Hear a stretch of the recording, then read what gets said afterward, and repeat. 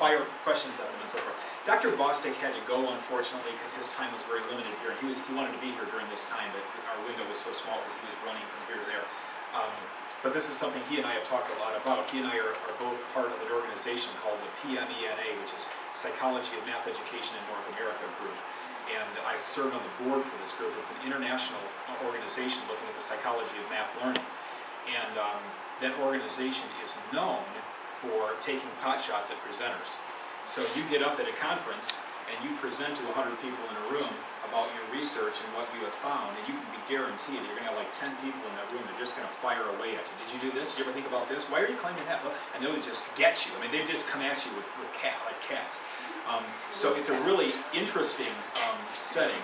Yeah, I mean, it's kind of scary. The first time I did a presentation with them, I was really intimidated. And after that, after a while, I kind of just dug in my feet and I can fire back at you. So it's a fun, it actually is, I don't know if it's fun, but it's interesting. Because the reality is, my point is that in the real world of research, everybody's looking at you with a kind of a critical eye saying, really? Or can you prove, So what do you think about that study? Are there holes you can shoot in it? How credible is it? I want you to talk about it at tables first. Jen and Megan, would you please go over with the group of 3 here, so we have 4 groups of 5. I want to give you just a couple minutes, about 3 minutes at your table to talk about it. What did you notice? What do you think in terms of credibility and the results of that study?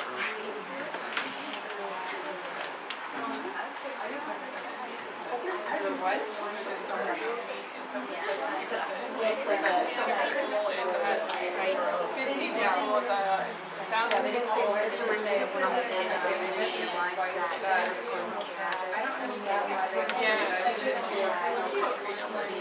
Percentages, but I rather can't say why we do percentages have certain major so you measure that by they do say how many percent of Western City it is specified where, so that could have been. Okay, so we know it was a Midwestern city, and of course they do that to protect the innocent, right? And I've written a number of articles, research articles like this, where I will say we did this study at a university in the Midwest, and I don't even tell them what state we're in, but then it does bug you then, because you're wondering, right? Like, I don't know if it was like rural or urban. That's right, what was the setting of this urban. place, right? Is it urban? Yeah. Urban, small urban, right? With that, though, we talked a lot about sample size and knowing about the sample, so that it was only at one high school, like not multiple schools, multiple areas. Well, because you can say, because she mentioned it in her group. Oh, we were just talking about the statement that says many of these participants were female from the lower socioeconomic status and a member of a minority group and had no father at home. And many studies that I've read connect those things to the results that they're seeing anyways. So they're not, I mean, it doesn't have to do with texting. Yeah, does it really, Yeah. is it valid what they're saying that it's actually texting, or is it just that's how they end up because of the circumstances that they're in? And apart from texting, you might get the same result. Okay, so the population, we may have been able to guess before we even knew they were texting that they were going to fall into that category. Right? And it says that they weren't even studying for that, so were they trying to study that specifically for something else, and this just came up, so let's blame it on texting. Okay, good. So a couple of issues here. We know who the group is, and we might have been able to assume some of these things about the group anyway. Was this actually done at one high school? Yes.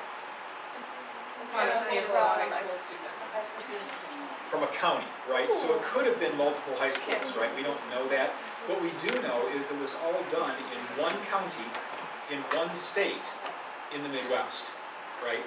So how generalizable is that? Can we make that claim and say that that's true for every school in the entire country? Boy, now we're starting to get a little bit threat, right? So, okay, let's keep going with this. Well, also, it doesn't actually say how many students, and so it gives us a bunch of percentages, but I don't know what that means. Like, did you just do this study on 2 students? Did you do it on 50, 100, 1,000? You had a whole county to work with. I don't know if you just picked 8 from, where did you pick them from? Like, what is the sample size so that I know what 55% more likely from the 20% who were considered high school, like, what does that mean? I have no idea. That's good. That's in the research world, we refer to that as N size. N represents the number of people who were involved in the study. And if you do a case study, the N might be one, right? You're gonna study one person. When I start saying to you things like, I took a sample of students in this one Midwestern county, and 40% of them said this. Well, how many students did we talk to? I mean, did we survey 10 kids and 4 out of 10 said this? And if I only talked to 10 kids in one county, is that telling me much of anything about the rest of So we really have to be careful about this N size thing. I can tell you that several years back, and Dr. Bostic was actually going to talk about this a little bit today if he was here, but several years back, there was a kind of a national research group that was trying to get their hands on specifically math education and how do we know whether the results of a study are generalizable to the population of things we ought to all be doing in our classes. And they set two main criteria for deciding this. One was that the study could not be qualitative, it had to be quantitative. Now you could have qualitative elements in it and triangulate, but there had to be quantitative data to prove that this teaching strategy was working. And then secondly, the N size had to be significant, had to be lots of people. So if you're going to do this study in one high school, there's no way I can generalize that to the population. Even if you do it in 5 high schools in one county, it's still not generalizing. But we've got to do better than that, to take a sample of students, states, settings, etc., all over the country to start to say this seems to be true for everybody. So? I only had input from one professional opinion, Dr. Frank, whoever, so it would have been nice to see other doctors' perspectives on this study or interpret it. Okay, good, good. So we get a very limited view of kind of an outside look at what people are thinking, right? We also started talking about how they were kind of making texting a cause, not a correlation. And even though it does say like hypertexting is associated with this in the title, I think later on in the study it does actually make hypertexting a cause of certain health risks, not just a correlation to certain health risks. Yeah, so if you talked about in your classes the difference between correlation and causation, that is an extremely important concept. The difference between, do these two variables tend to go together versus does this cause that to happen? And that's a huge leap. Most of the American population, most of the world population doesn't understand that. Mathematically, it doesn't make any sense to start attaching causation. Here's an example. This is one of my favorites. Do you know that there is a strong, very strong, positive correlation between the number of firefighters that are at a fire and the number of people who die in that fire? The more firefighters you've got, the more people are going to die at that fire. What?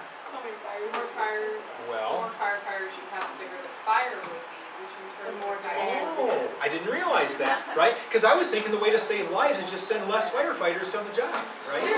Right, because that's how it correlates. Right, you get the idea? See, this doesn't have to do anything with the number of firefighters that are called out. It has to do with the size of the fire. That's like a hidden variable out here someplace that we're not even talking about.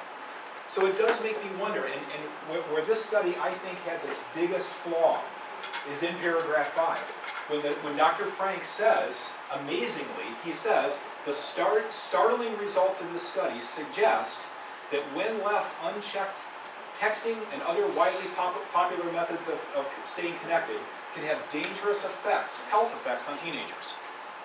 In other words, he is saying that the more you text, the more likely you are to have these health problems. Well, that's true, but they're not causing the health problems. They just happen to go together. They correlate, but they don't cause. Okay? And so there's a major leap here in this paragraph where there's suddenly, the lead researcher is saying that the texting is causing health problems. It's not causing health problems. They just happen to go together. People who text a lot have a lot of these health problems, but one's not causing the other one. And the fact that they tried to make some kind of causal statement there is, in my opinion, inexcusable.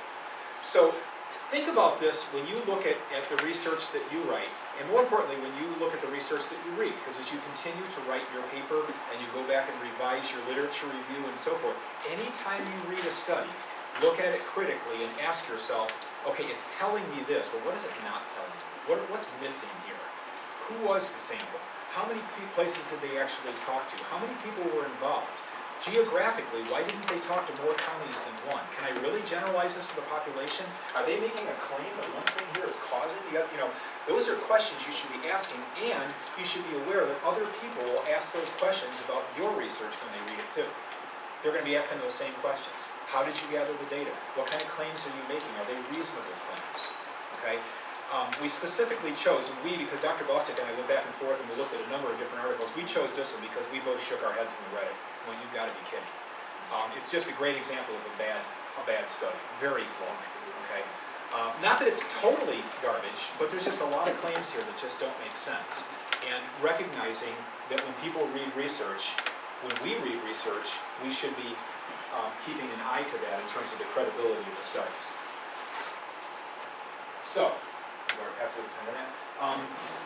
Keep that in mind as you are thinking about the process of writing a research paper, of analyzing your data and so forth. So where we are here is in our second time we get together, which is a little over a month down the road, we're going to talk about Chapter 12. Please make sure you read Chapter 12 because it talks right through how to create a final research paper. We're going to talk about that format.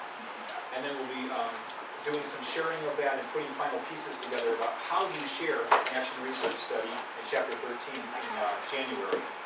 What I'd like for you to do between now and the next time that we all gather together in this room is to read at Chapter 12. And you'll find at Canvas, we have posted 3 final papers that were written by other people in previous cohorts. One of them is an AYA math paper, one is an AYA science paper, and the other one is a middle childhood paper. I would like for you to read any 2 of those 3. If you want to read all 3, you can. But take a look at a final paper that somebody else did to get a sense of where they went with that. And there's a link there at Canvas, or one of the buttons under modules will get you there. Read a couple of them through to get a sense of how other people have done this project in the past. And then probably most importantly, now is the time when you want to meet with your faculty advisor and to start talking about where you are with the field, modifications you want to make, and so forth. So by the time we get together in October, you've already had that conversation and you're on target for things. Okay? Everything is available, I believe, now. Anybody have any final questions? Okay, keep in touch. Good luck.